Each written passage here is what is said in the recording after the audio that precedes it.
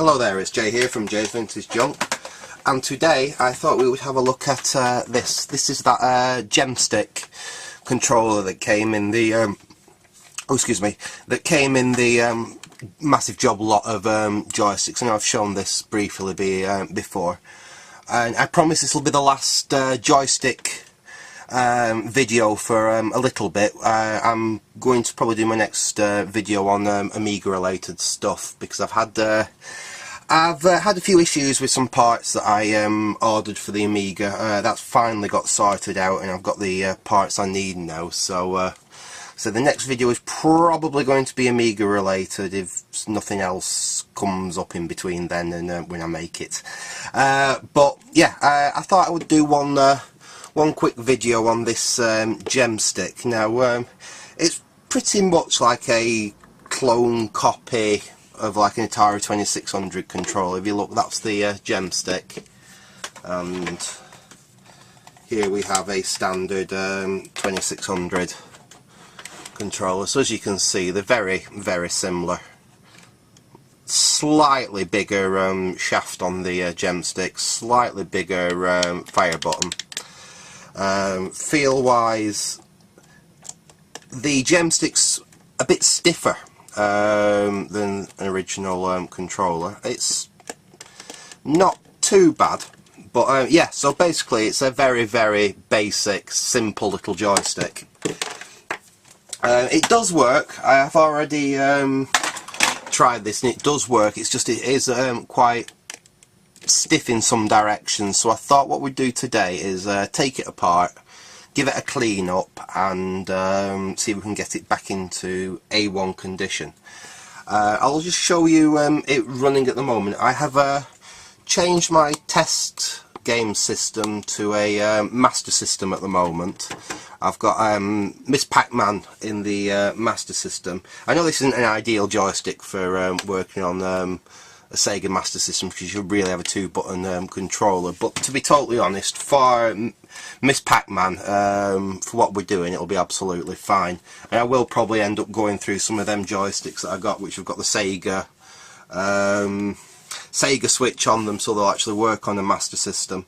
I wasn't planning on doing any videos on them, but if anyone does want me to do a video on one of them, like quick shots with the Sega with the multi-switch on the bottom, I will do.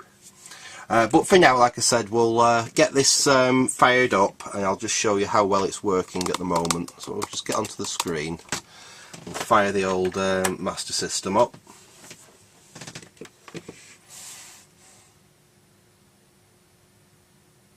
It eventually loads. So there we go, we've got Miss Pac-Man there. Let's well, we know the fire button works, because obviously with Pac-Man you don't use the fire button, but obviously we can press the fire button to advance these. Yes, one player, that's fine, it doesn't really matter what we're doing. Press fire 1 to start, which fortunately is that button, and there we go. At least we can now, you can actually see the character. If I go left, left works fine, down works fine, right works fine, up works fine. I said left again, right again. It's just they just feel stiff, basically, a bit sticky. You have to really push on the control to actually get it to respond, but it does respond in all directions. So, like I said, it is working. It's very, very sticky, and you have to really pull the control over far more than you'd expect to actually get it to do what you want it to do. So let's get that off. Let's get you back down on the stick there, and we'll get inside this. We'll have a look. I'm expecting just to find one little circuit board here with a couple of them dome switches on it. So this is the one that's come from America, $5.63, and it was sold, I presume, unless this came with some retro console, it was second hand when it was sold at that, because that was on the 5th of the 3rd. Sorry, the 30th of the 5th, keep forgetting the Americans do the dates a strange way. It's the 30th of the 5th, 2004 that was sold. So I'm wondering if it's come from like a game games resell selling place, you know, like Game Station or whatever they're called. Quite surprised actually being sold in somewhere like that, unless they actually had a retro section in 2004. You'd think you'd be more into your Xboxes and PlayStation. There'd be PlayStation 2 still back then, wouldn't it? We've got 4 screws on the bottom, and the nice thing is these are nice and shiny. They're not like some of the screws I've found in some of these joysticks, which, like I said, them joysticks have obviously spent some time in a garage or a shed or something, because the screws were very rusty. These are lovely and shiny and look like new.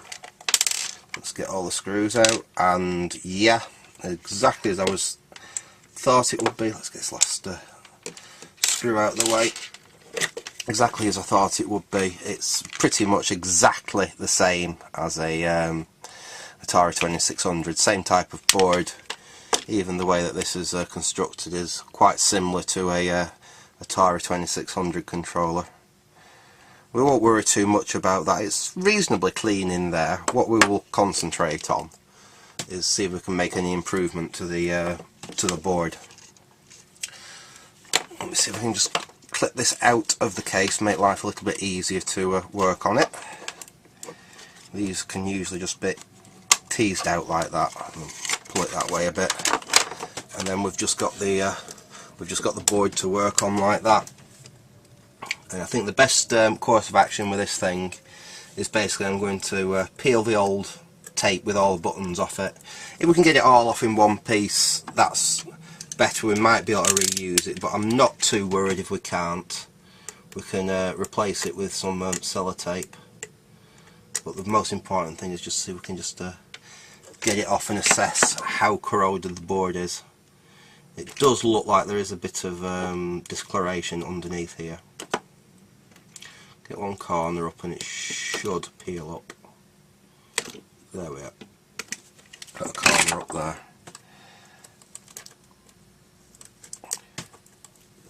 What we could, the other way of doing this is just to cut round where the button is and just take the button out and then just sellotape it back down, but I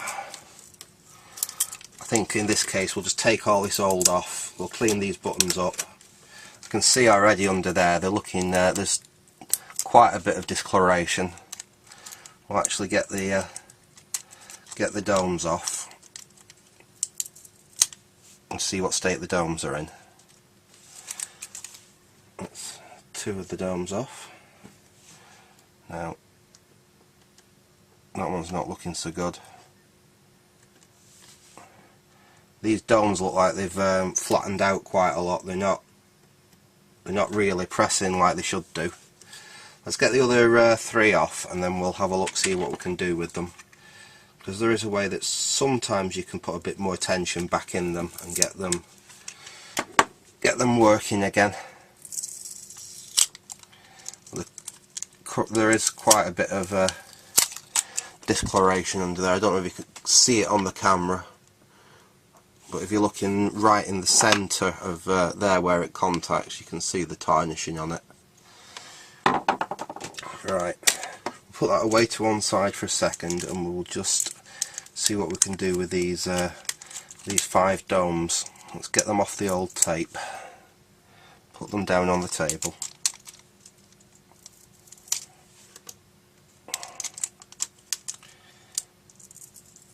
Like that, and then just press on them basically. I don't know if you can hear that. That one's absolutely fine. That one's clicking. That one, no. That one's not pressing. That one's not pressing. That one isn't. That one is a little bit, but nowhere as much as that one. This is a little trick you can try. This doesn't always work, but I have had it work for me in the past. Just bear with me one second.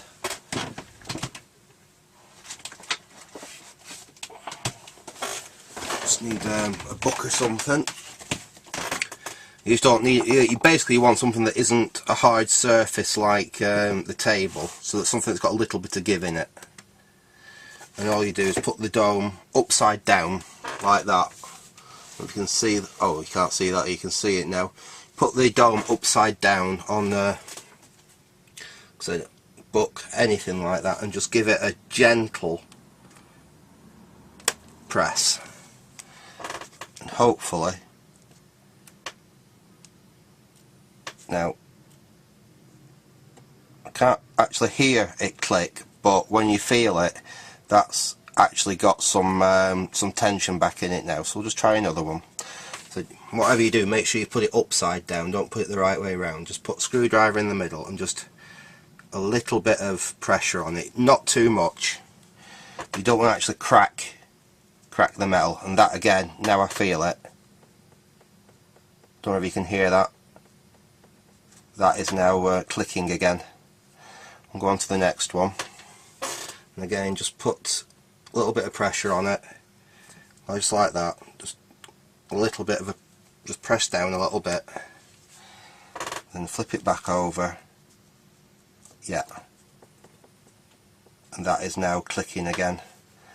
I mean, this won't last forever, but it will give you a bit more life out of the joystick. So just press down, spin it over. Let's try that one. Yeah, that one, I'll just give that one another little bit. Press it, spin it over. That's more like it. That's, like I say, I can't hear a physical click for it, but I can actually feel it with my, you can't actually see what I'm doing there. You can actually feel it with your fingers. If you press on it, you can actually feel the dome move now, as where before it was almost completely flat. So that's the, all the domes now are a lot better than they were. So they all at least move now, as where before they were completely flat. So that is our domes better than they were. Next thing, we will have a go at the board. We'll just bring the board in again. Little bit of isoprop, cotton bud, usual thing. You've seen us do this lots of times. Just take the board and just give the contact points there a good clean round. Back onto this one, and all you try to do is get any oxidization, mouth won't work today, off the copper, because this actually is just copper. There's no silver or anything on it like some of the slightly better sticks have. I mean, the really good ones will have a gold or silver plated contact, most likely silver. But these, it's just literally, it's just the copper track.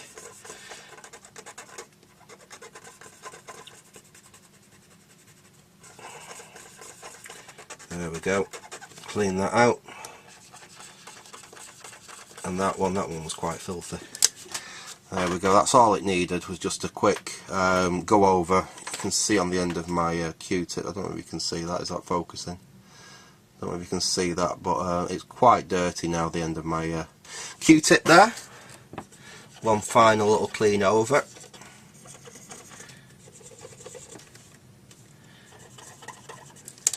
And then we will just clean the back side of these little domes as well while we're in here. Just get some fresh isopropyl on my other side of my Q-tip. And then you just want to give these a really gentle little clean as well. Just make sure there's nothing nasty on them. They are a little bit fiddly to clean because of the size of them, but it's stainless steel anyway. It doesn't take much to clean them. In fact, that works quite well if you just put it on the end of your finger like that, and then just give it a quick wipe over. There they go. They don't need much then. Like I said, they're stainless steel, so they won't really rust or rot that much.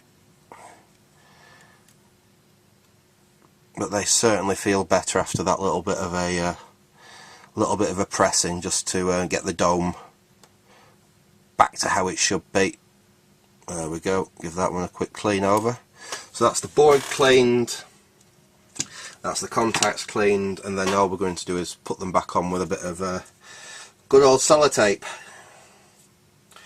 Like I said before, they were all on one board, as where this, sorry, all on one piece of tape. It doesn't really matter providing they're positioned right. We can use multiple pieces of sellotape for this. That's absolutely fine, because once they're in possession, they're not really going to shift about, they're not going to move. And this does make lining them up a little bit easier if you just use one piece of sellotape per button. Just get it on the middle of the sellotape like that, and then just position it over the button, just like, oops, like that, and stick it back down. That's actually clicking where it wasn't before. So that's that button done. On to the next one.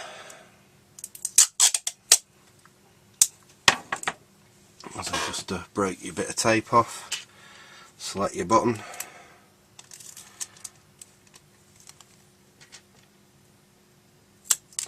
stick your button like that on your bit of tape, and then line it up as it should go on the PCB and stick it down.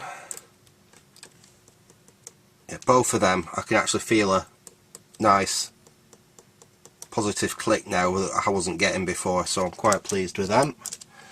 We can trim that bit of excess tape off in a minute. We'll just get all the buttons down where they should go first.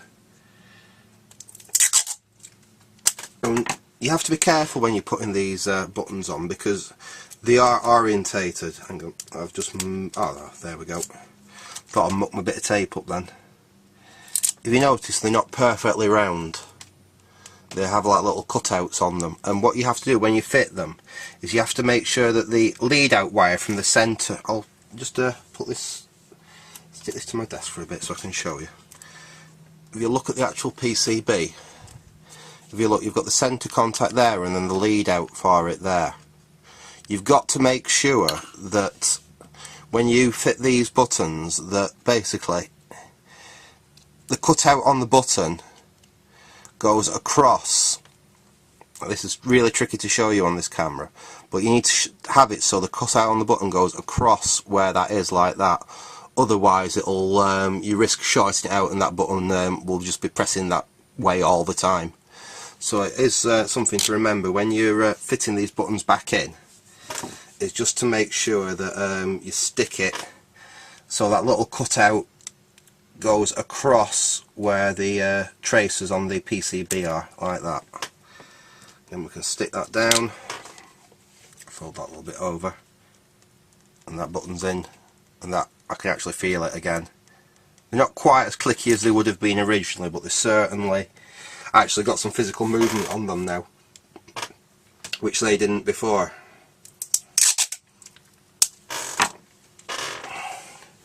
Another little bit.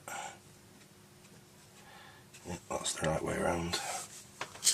Let's get that back in shot.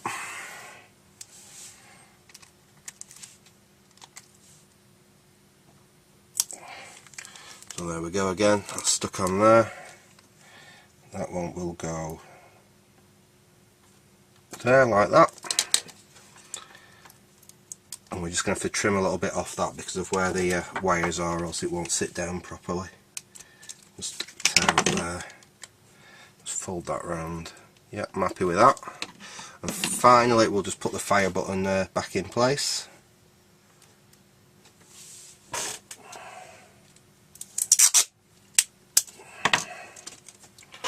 Again, stick that on like that. And stick it in position, just down like that, fold that over, fold that under, and there we are. And that's all the buttons back where they should go, and they all now have a little bit of spring to them. So let's put the cable back in the bottom.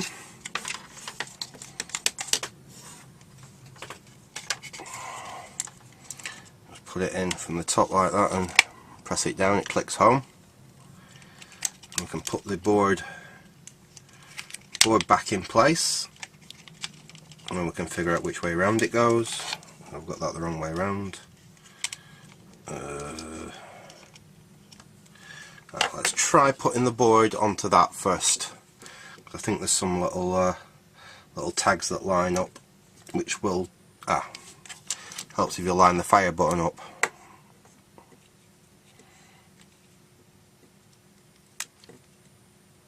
That's in position that side, that's in position that side. I'm just using a little bit of force just to push them tags through the sellotape. There we go, so they make their own way home.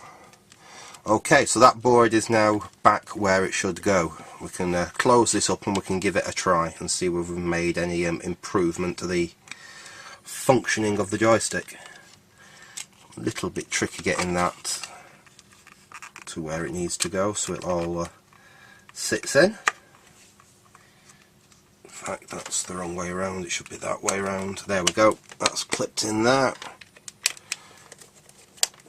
I'll put the screws back in at this point.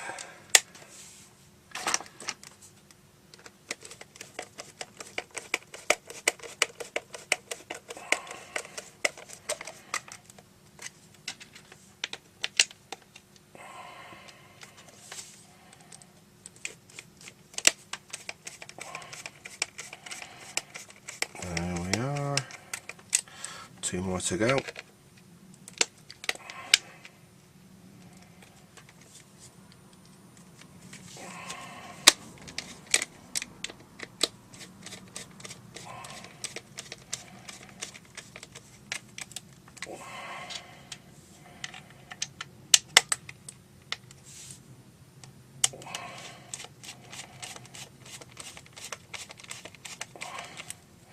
Right, that's it. There we have it. That is now back together. We will connect it up to the master system again with Miss Pac-Man in, and we will see whether we've got any improvement in the directions. So let's just tilt you back up there, switch that back on,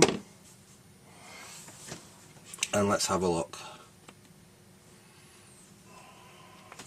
Put the back on my isoprops so it doesn't.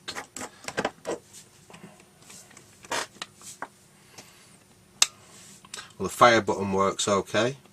Fire button's nice and responsive. Let's see what these controls are like now.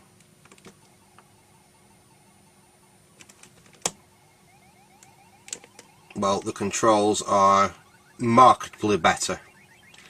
I still have to press quite hard. Like I say, it's quite a stiff action on this joystick, but I don't have to yank it all the way over like I was doing before.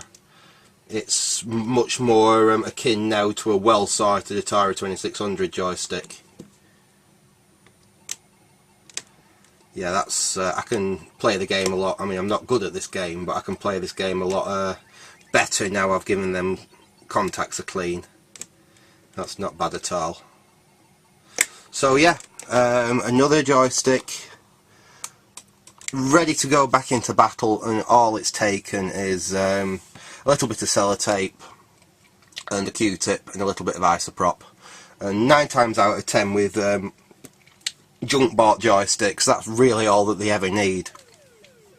It's actually more unusual to find something more serious wrong with them, like that one we did last time when we had to solder a few wires back, than this. Like I said, generally speaking, when you buy untested joysticks, unless you're buying them from a dealer who's offloading their broken stock that they've already swapped bits about from, if you are just buying off genuinely found in the attic, in the garden shed style joysticks, a good clean is usually all that they need. So I'm going to leave that there for now. Like I said, the next video will probably be on something Amiga related. I think I'll stick off the joysticks for a bit because I'm sure you're sick of looking at them.